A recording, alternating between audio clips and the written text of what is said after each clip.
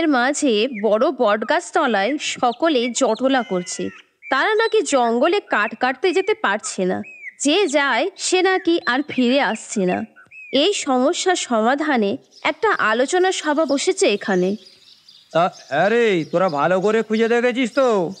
আরে হ্যাঁ প্রধান মশাই, জঙ্গলে কোনো মানুষকে জন্তু জানোয়ার নেই।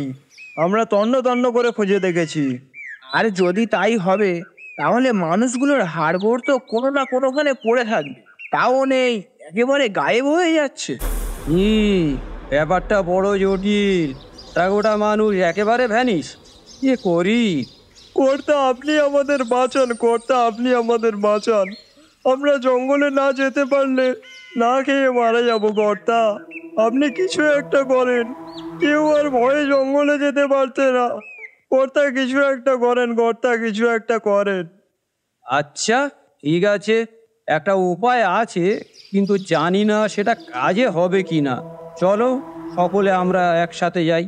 প্রধানের কথায় গ্রামবাসীরা একটা ক্ষীণ ভরসার আলো মনের মধ্যে জ্বালিয়ে তার পেছনে চলতে শুরু করল। গায়ের শেষে একটা বিরাট প্রান্তর পেরিয়ে দূরে একটা ছোট্ট কুঁড়ে ঘর। সকলে সেখানে এসে হাজির হলো। ওই হে বিষ্ণু শিকারী, বাড়ি আছো? ডাক শুনে এক রোগা ঢ্যাঙাগোছির লোক বেরিয়ে এলো কুটির থেকে। আরে প্রধান মশাই যে, এই অধমের কাছে কি মনে করে? আমরা খুব বিপদে পড়ে তোমার কাছে এসেছি বিষ্ণু, একমাত্র তুমি পারো আমাদের উদ্ধার করতে। কিন্তু আমি যে আপনার আদেশে জঙ্গলে শিকার করা ছেড়ে দিয়েছি। সে বহু অতীতের কথা, এখন সময় এসেছে আবার হাতে তীর ধনুক তুলে নেবার। আমরা যে বড় বিপদে আছি বিষ্ণু। কিন্তু সেদিন আমি বলেছিলাম একদিন আমার প্রয়োজন পড়বে, আর আপনি বলেছিলেন যে ততদিনে আরো 10টা বিষ্ণু তৈরি হয়ে যাবে। আজ কোথায় তারা? দাদা, আজ আমরা গায়ের লোকেরা বড় বিপদে, জঙ্গলে যেতে পারছি না ভয়ে। এই বিভীষিকার হাত থেকে তুমি আমাদের রক্ষা করো, আমরা তোমার পায়ে পড়ি।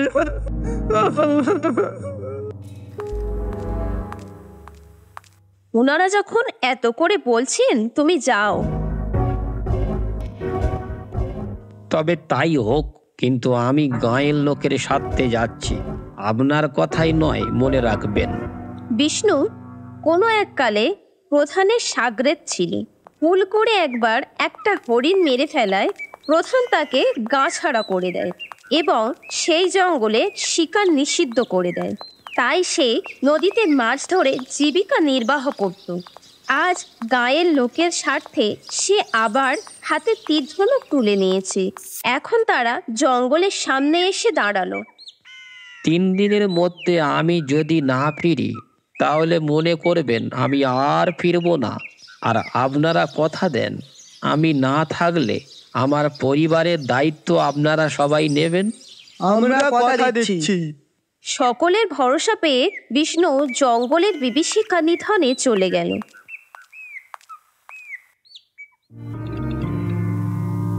গতকাল রাত শেষে 3 দিন পূর্ণ হয়ে গেছে, বিষ্ণুকে তো আর দেখা নেই। ওকে তাহলে মৃত ঘোষণা করা হোক, কি বলো তোমরা? আপনি যা ভালো বোঝেন। তাহলে তো ওর পরিবারের সাথেও দেখা করতে হবে। আমরা খোঁজ নিতে গতকাল গিয়েছিলাম, তারা গাঁ ছেড়ে চলে গিয়েছে। ব্যাস, তাহলে তো আর কোনো সমস্যাই রইল না। তাহলে আজ থেকে আমি ওই জঙ্গলকে নিষিদ্ধ ঘোষণা করছি। আমাদের গায়ের কেউ আজ থেকে ওই জঙ্গলে কাঠ কাটতে যাবে না। এখন থেকে তোমাদের জীবিকা হবে মাছ ধরা। নদীতে মাছ ধরে শহরে বেচে তোমরা উপার্জন করবে। সেই মতো গায়ের লোকেরা তাদের জীবিকা পরিবর্তন করে নিয়ে আবার নতুন করে জীবনযাপন করতে লাগলো। বিষ্ণুর আর কোনো খবর পাওয়া গেল না, তাই প্রধানও তাকে মৃত ঘোষণা করে দিল। এইভাবে বছর 5 কেটে গেল।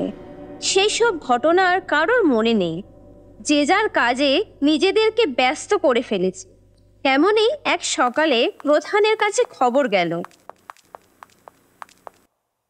কর্তা, গায়ে এক সওদাগর এসেছে, সে ওই জঙ্গলটা কিনে নিতে চাইছে। তাই নাকি? তা পাঠিয়ে দে আমার কাছে। ঠিক আছে।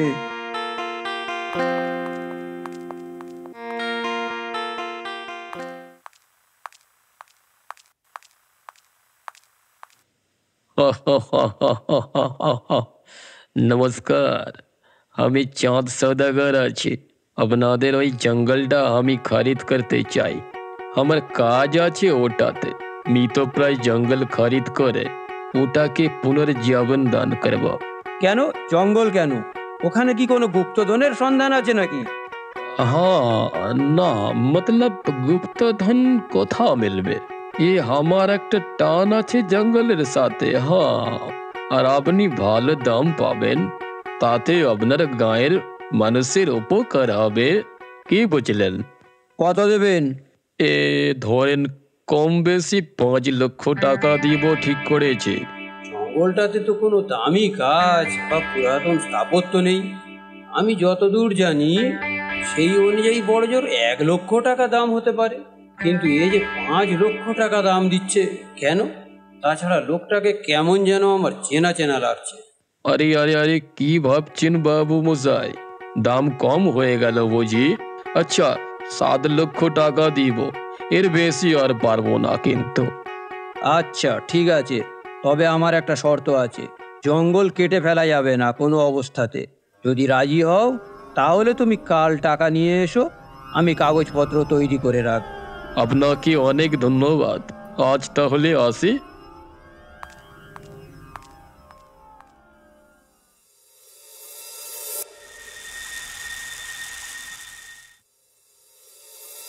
সেই মতো পরদিন টাকা লেনদেন হলো।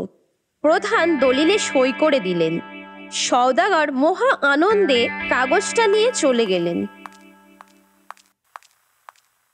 এই রামু, লোকটাকে নজরে নজরে রাখবি তো। কোনো বেচাল দেখলে আমাকে খবর দিবি। ঠিক আছে কর্তা।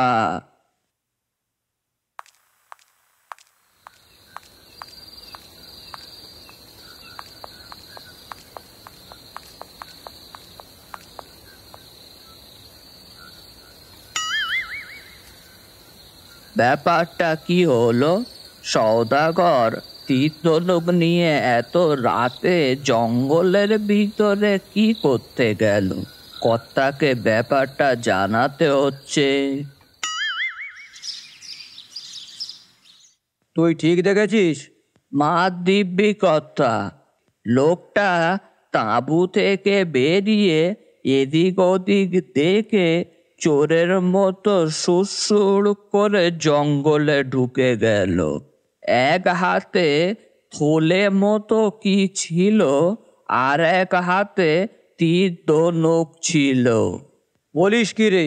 তার মানে আমার সন্দেহটাই ঠিক। তুই লোক জড়ো কর, আজ রাতেই ওকে হাতে নাতে ধরবো। প্রধান সেই মতো লোকজন নিয়ে বেরিয়ে পড়ল। জঙ্গলের কাছে এসে তারা যে যার মতো লুকিয়ে পড়ল। কেউ বা গাছের তলায়, কেউ বা ঝোপে ঝাড়ে। এরপর একটা দীর্ঘকালের অপেক্ষা। তারপর দেখা গেল সওদাগর হাতে তীর ধনুক ও থলে নিয়ে তাঁবু থেকে বেরোলো। এরপর সে এদিক ওদিক দেখে নিল এবং ধীর পায়ে জঙ্গলের দিকে চলে গেল। কর্তা, চলুন ওকে ধরে ফেলি। আরে না, দাঁড়া দাঁড়া, ও জঙ্গল থেকে কি নিয়ে বেরোয় দেখি আগে, তবে তো ব্যাপারটা পরিষ্কার হবে। ও আচ্ছা। এরপর সকলে অধীর আগ্রহে অপেক্ষা করছে। সবার চোখ সেই জঙ্গলের দিকে। হঠাৎ রামু বলে উঠল, ওই দেখুন কর্তা।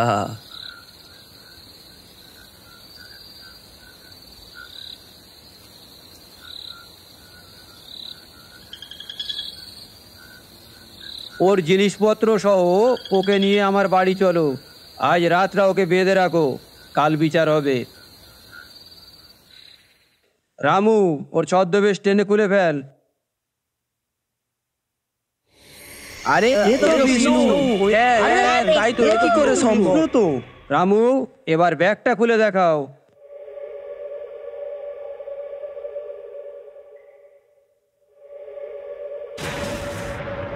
হ্যাঁ, সোনা তো, তাই তো। সোনা। বাবু বিষ্ণু, এবার পুরো ব্যাপারটা বলে ফেলো। সকলে শোনার জন্য অপেক্ষা করে বসে আছে। আমি যখন তোমাদের নির্দেশে জঙ্গলে গেলাম, প্রথমে একটা চার বানাতে হয়। এই তো একটা বিড়াল, ওকেই ধরি।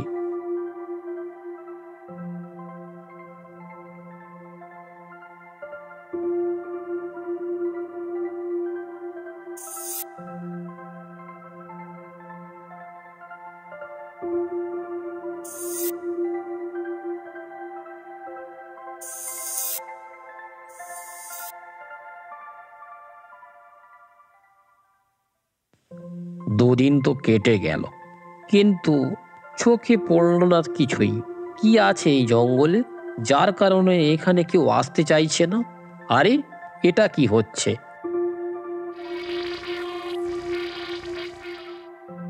আচ্ছা, এই বেটাই তাহলে আসল অপরাধী।